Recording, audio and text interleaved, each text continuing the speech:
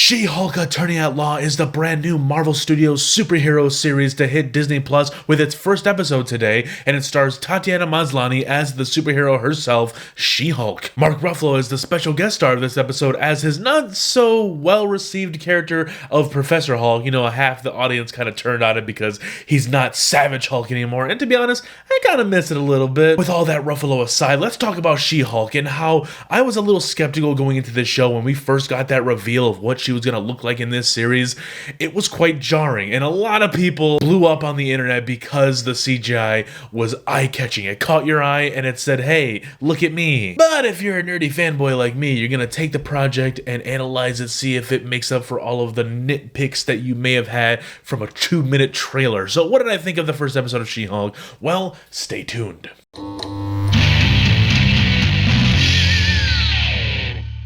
What's up, everybody? Welcome back to the Heads Project. I'm John Ordalaza, and today I'm going to be reviewing She-Hulk Attorney at Law. It's a very long title. They should have just called it She-Hulk. I don't know why they had to add all that extra stuff, but I mean, it does kind of give you a sense of what we're going to get into in this series. I think it still is only 6 episodes long, which, come on, man. Like, you know how I feel about the 6-episode format for Marvel. It just doesn't really work. They seem to have shorter concepts that they're just dragging along for 6 episodes, and it just doesn't necessarily work. Right now, let's get into the first episode of She-Hulk. Now, I was enjoying myself watching this. I thought it was very entertaining. It's not the most profoundly written thing. Like, the jokes are not gut-bustingly funny. They did make me chuckle from here and there. I really got to give it up to Mark Ruffalo, though, and Tatiana Maslany. I think both of them fit these two roles perfectly. Mark Ruffalo has been killing it. He was kind of like the straight man in a sense when he first became Hulk in the Avengers film, but now he's kind of living in his own skin. He can kind of be a little free, and he's very jokey at times, and I don't know, I just kind of like it, man. It comes across as kind of genuine to me. It doesn't feel forced when Mark Ruffalo is trying to be funny, you know? I understand the frustration that we don't have a Savage Hulk at the moment. I really do miss that too, and I kind of wish we just go back to that. But this is still entertaining. It's not, like, bad by any means. I don't think it's bad. I still enjoy it. Now, Tatiana Maslany, let's get into her. I think she's fantastic as Jennifer Walters, She-Hulk. She just fits that role, man. She gives me a vibe similar to, I believe her name is Iman Vellani. She plays Miss Marvel. I didn't do a Miss Marvel review, sorry.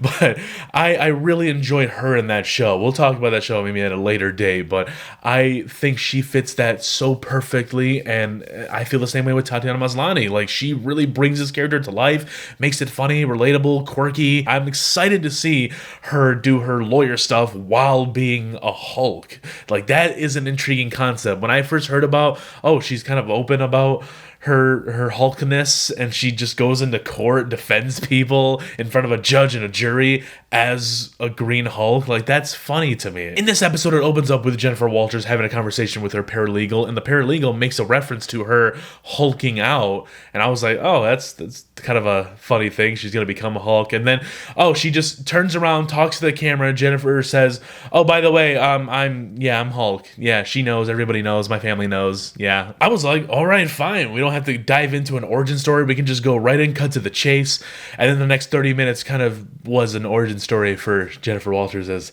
She-Hulk. So, like, there was a car crash, and Bruce was hanging upside down. His blood, like, went into a cut of Jennifer's. Like, it was kind of silly. I know in the comics she needed a blood transfusion or something, and that's how he gave it to her. That seems more natural than a car crash. He just so happens to be upside down in the perfect angle to where blood will leak out of him and into her. Like, that was just a clunky setup, I thought. But, you know, whatever. It was a few seconds. It was fine. Then we get her hulking out a couple of times. She doesn't know what's happening. She seems to be blacking out a little bit, but we quickly learn that she's a very different Hulk than Bruce Banner's Hulk. She gains control within the third time of turning into She-Hulk, and Bruce is still fighting it a little bit. Like, yeah, he's able to be Smart Hulk, like be giant green Bruce, but he can't change back, and she can change back now. She kind of knows how to go in and out within the first half of the episode, and yeah, I like it though. We don't have to do all of the Hulk stuff all over again with her, which is nice. I really do appreciate that. It seems like all of the Jennifer and Bruce training has wrapped up in this episode. I don't think we're gonna go back to another episode of them training together. I think she's just gonna go right back into defending people, being an attorney, while being a big green badass. There are certain scenes for sure when She-Hulk looks really good. Like, surprisingly, it looks very well in this one shot of like super bright sun, and she's got the ponytail back. Like, it looks really good. It looks like a big green person.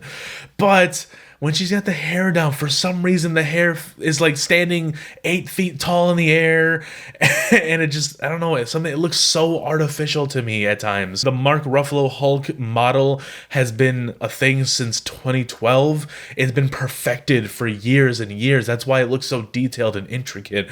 This is still a very new She-Hulk model, so I guess there's gonna be some imperfections with it. It just looks too smooth skinned to me. I don't know, maybe you can say that she's got her skincare products and whatnot. I guess you could just go with that, but I don't know. Something about her in certain shots, it just looks like a toy, borderline an animatronic from the 90s. Like, I don't know. Like, it's very jarring to look at times, but hey, she's an interesting character, a very fun, quirky character. I like that, so I can forgive certain things. Wow, I guess I talked about everything I wanted to talk about. Music wasn't there, kind of non-existent. They had one little fight I thought was really cool because they were bickering back and forth. You get the vibe that they're like really close cousins, but then they were like, "I'll see you at the next family reunion." That, when they said that line, it gave me a vibe that, oh, you guys don't see each other at all, do you? Because we never heard about her until just now, but we've known this version of Hulk since 2008, really, because it's supposed to be the Edward Norton Hulk, I guess. But yeah, I still really enjoy the characters. I think they're fun in the roles. Again, this is not the most hilariously written thing. It's pretty bare bones when you think about it. I don't think I'm going to be laughing, gut busting anytime soon rewatching it. There's just a few lines that Mark Ruffalo delivers, and I don't know. I like it. He makes me laugh. He fits that role so well, but Marvel, Feige, bring a Savage Hulk. Where are you at, though? I'm excited for the rest of the show. What can I say? I'm a nerd. I love Marvel stuff, and all of the coolness from the trailers that I liked and really enjoyed and couldn't wait to see wasn't even in this episode yet. I was excited to see him train her. It was kind of bound to happen. He's the only Hulk, and that's his relative. Of course he's gonna help her out, but all of the other dope stuff that they've been teasing, we gotten apparently, what's his name, Abomination coming back, Blonsky from the dude who played him in The Incredible Hulk. He was also in Shang-Chi, and we're getting Daredevil at a point. Dude, I'm here. I want all of that. I just hope that all of that doesn't feel too rushed and too like shoehorned into a 6-episode series. This was a 30-something minute episode, so it looks like we're gonna be going shorter. If you're gonna do 6, give us hour-long episodes at least, right? That's just my point of view. But let me know down below, what did you think about this? I thought it was an entertaining episode. I enjoyed myself. I'm not excusing it for bad writing or anything like that. If you guys feel that way, if you want to review bomb it, do whatever you want. I don't really care. Okay, I had a fun time watching it. I'm not saying it's the most profound thing, you know this, but hey, I like Mark Ruffalo and I love Tatiana Maslany, and I can't wait to see her do more She-Hulk stuff. Anyways, guys, that's my review of episode 1 of She-Hulk. Let me know down below, what did you think about the episode? If you haven't seen it yet, well, you made it this far. What are you doing? If you're like super nitpicky and visual effects really bog down things for you, you might be put off by She-Hulk, to be honest. I don't know. Like, I can forgive it at times, but there are certain shots, certain angles that just really are off-putting. But there's other times where it looks perfected, like the one I was telling about earlier, the sunlight, surprisingly. Like, normally visual effects are hidden in the dark, but it's hit or miss, and we're gonna get to a point in the future when she's popping up in movies that they get a bigger budget and they just pour more visual effects, more pores into her face or something. I don't know. It's gonna get better. Don't worry, guys. So leave a like and subscribe to the channel if you're new, and be sure to stick around next week and the following weeks as I review She-Hulk and possibly what Andor is gonna start up soon.